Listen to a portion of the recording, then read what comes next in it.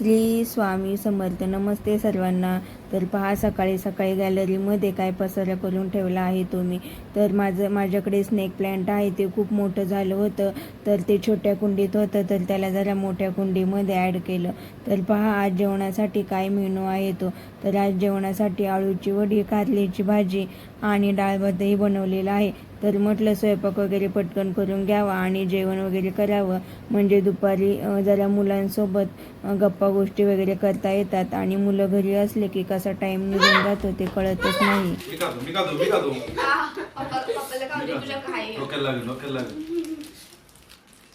संपले का मला? चॉकलेट खाल्लेत का? काय केले? तूच खाल्ले ना, आम्हाला म्हणते. मी खाल्ले? मी कधी खाल्ले? केवढं खाल्ले त्या? तू कट बोलती. नाही, मी नाही खाल्ले बाबा, मी झोपले होते.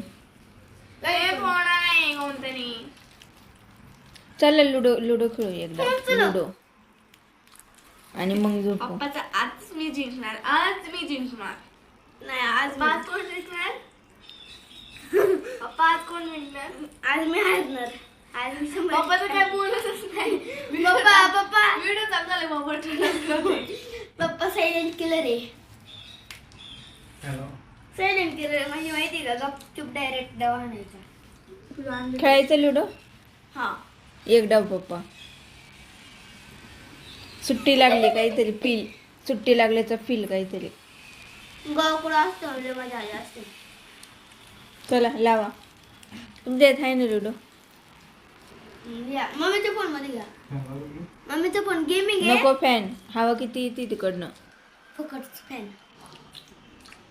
किती राहिले चॉकलेट त्याच्यात? दाखव. शेवटचं चॉकलेट. मी 4 खाल्ल्यात, एक चौथी. किती आहे पिलू तुझी? चौथी. तुझी?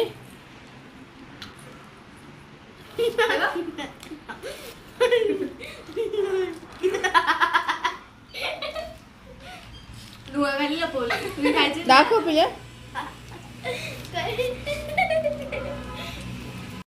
लाव पप्पाच्या फोन मध्ये लाव लुडोचे. पहिलं मला ए लागण लागण कायची लागण.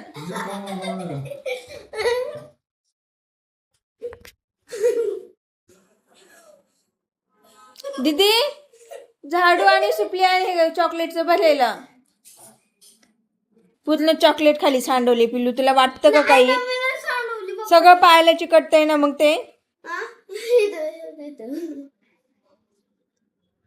असं चॉकलेट खातात का? सगळे संपले का त्याच्यातले?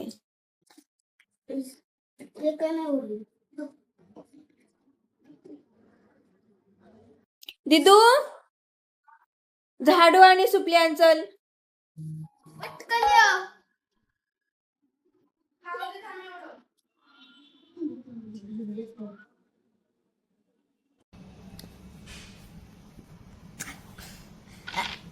ना तू. माझ्या कवडीला हात नाही लावायचा, कोणी सांगून ठेवते.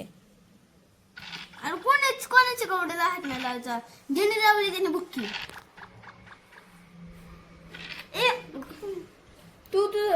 तू माझं कशाला पाडते तू? हाय माझं लक्ष, माझी मी देईन. घे तुझं. पट कर ना, काय व्हिडिओ काढते.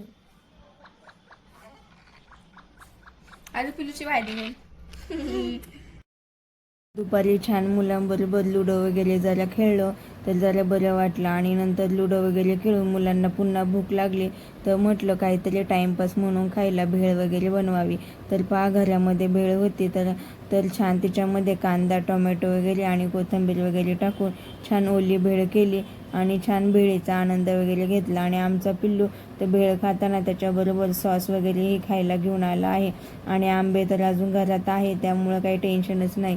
तर संध्याकाळी नंतर म्हटलं संध्याकाळच्या स्वयंपाकाची तयारी वगैरे करायला हवी. तर पहा, आज जेवणासाठी पाव आणि पनीरची भुर्जी करणार आहे. तर त्या दिवशी मी पाव आणि पनीरची भुर्जी बनवली होती, पण तुम्हाला फक्त पाव आणि पनीरची भुर्जीच दाखवली होती. पण आज पावामध्ये कशी पनीरची भुर्जी वगैरे टाकते आणि पाव छान कसे गरम करते तेही दाखवणार आहे.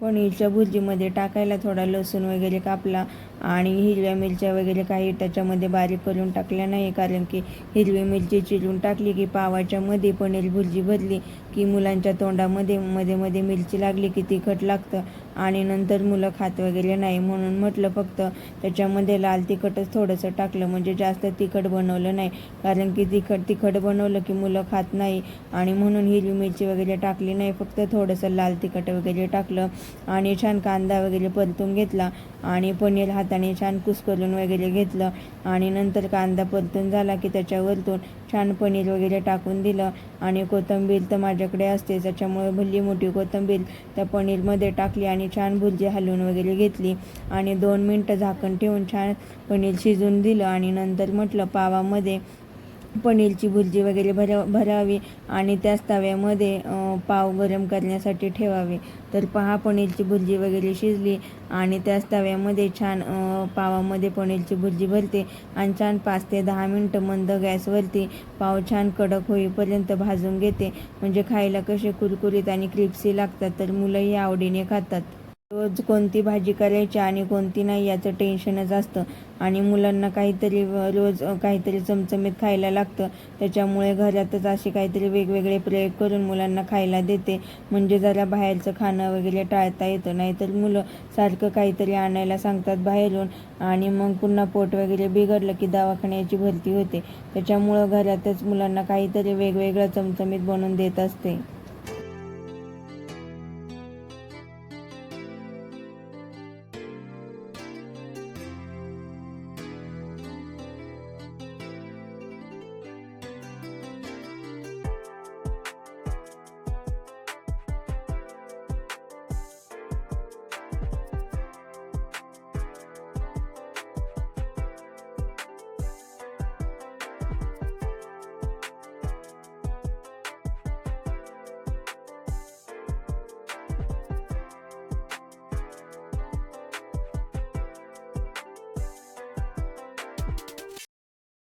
पावामध्ये छान पनीरची भुर्जी वगैरे भरली, पण नंतर आमची दीदी किचनमध्ये आली आणि म्हटली की मम्मी त्याच्यामध्ये चीज आहे तर पनीरच्या भुर्जीमध्ये चीज टाक. तर म्हटलं ठीक आहे. तर पहा वरतून 2-3 पाव भरून घेतले होते आधीच, पण नंतर लक्षात आलं की चीजही घरामध्ये आहे, तर छान पनीरच्या भुर्जीमध्ये वरतून चीज वगैरे किसून टाकलं आणि पुन्हा पावामध्ये भरलं. तर पावही खायला छान लागले आणि जेवढी पनीरची भुर्जी केली होती तेवढी बरोबर मापात सर्व पावांमध्ये बसून गेली, त्यामुळे भाजीही उरली नाही आणि पावही सर्व पनीरमध्ये भरून झाले. तर पाव वगैरे गरम केले आणि लगेच जेवायला बसलो. तर पाव एवढे छान कडक झाले होते आणि गरमही होते, तर जेवायला बसल्यावरती 5 ते 10 मिनटातच सर्वांनी पावाचा फडशा पाडला आणि सर्व पाव वगैरे संपून गेले, त्यामुळे काही शिळं वगैरे काही पडलं नाही, तर बरं वाटतंय. तर जेवण वगैरे केलं आणि नंतर मग रोजच्याप्रमाणे किचन ओटा वगैरे आवरला, भांडे वगैरे घासले आणि नंतर म्हटलं थोडंसं टेरेसला फिरायला जाऊया, कारण की घरामध्ये एवढं गरम होते की विचारूच नका. त्यामुळे जरा जेवण केलं आणि थोड्या वेळ टेरेसला फिरायला गेलो. तर टेरेसला एवढी छान थंडगार हवा सुटली होती की असं वाटत होतं तिथं 5-10 मिनटं पडलं की लगेच झोप लागेल, पण मच्छरही होते, त्याच्यामुळे जरा वेळ 5-10 मिनटं फेऱ्या वगैरे मारल्या आणि नंतर घरी आलो. तर हा होता माझा आजचा डेली व्लॉग. जर तुम्हाला माझा डेली व्लॉग आवडला असेल तर चॅनेलला नक्की सबस्क्राईब करा आणि व्हिडिओला लाईक आणि कमेंट करायला विसरू नका. पुन्हा भेटूया उद्याच्या नवीन व्लॉगमध्ये.